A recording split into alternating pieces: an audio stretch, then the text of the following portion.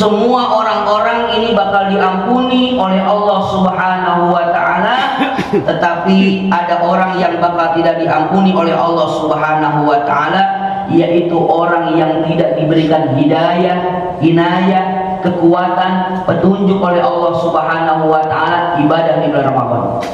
Kalau ada orang yang senantiasa di bulan Ramadan saya tidak mau ibadah di bulan Ramadan, maka itu orang tersebut tidak bakal diampuni dosanya oleh Allah Subhanahu wa Ta'ala. Disebutnya orang yang merugi adalah apabila datang bulan Ramadan falam yughfar dzunubuhu, tapi dosanya tidak diampuni oleh Allah Subhanahu wa Ta'ala.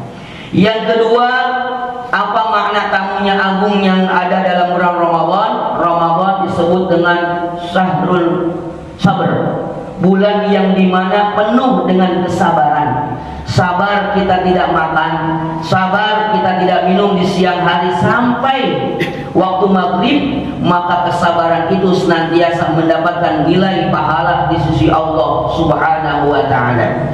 Yang ketiga, para jamaah yang dirahmati oleh Allah Subhanahu wa Ta'ala, yang paling pokok dan yang paling terpenting yang ini harus kita garis bawahi, bahwa Ramadan disebut dengan Syahrul Muasat.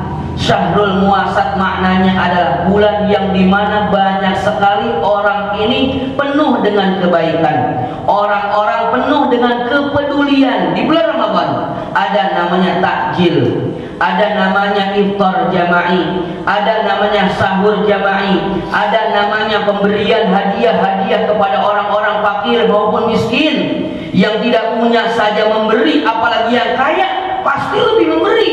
Karena di bulan Ramadan adalah Syahrul Muasat, orang banyak peduli di bulan Ramadan. Kalau di bulan Ramadan ini saja disebut bulan peduli, tapi kita tidak peduli, berarti apa yang salah dalam diri kita?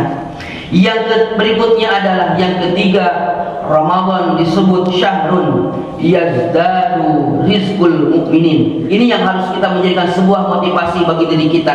Kalau orang yang sudah beriman, takwa kepada Allah Subhanahu wa Ta'ala, Pak, ini rizkinya bakal ditanggung, dijamin oleh Allah Subhanahu wa Ta'ala. Di bulan Ramadan ini disebut dengan Syahrun yazdadu rizqul mukminin, bulan yang dimana ditambahnya rizki orang-orang yang beriman. Kalau ekonomi kita di bulan Ramadan ini mengurang, berarti kurangnya juga ibadah kepada Allah Subhanahu wa Ta'ala.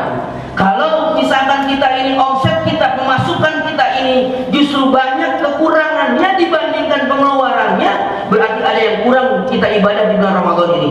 Sebab janji Nabi SAW bakal bertambah rizkinya orang-orang beriman.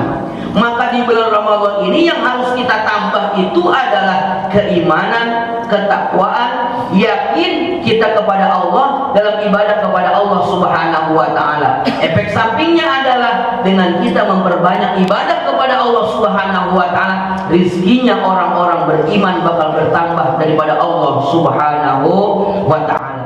Maka hadirin yang dirahmati oleh Allah Subhanahu wa Ta'ala, tidak panjang kalam, tidak panjang lebar, yang jelas motivasi untuk menyambut bulan Ramadan, para jamaah jangan perlu khawatir terhadap apa yang sedang booming di media sosial, yang sedang panik di media sosial, yang sedang pailit di pada negeri ini.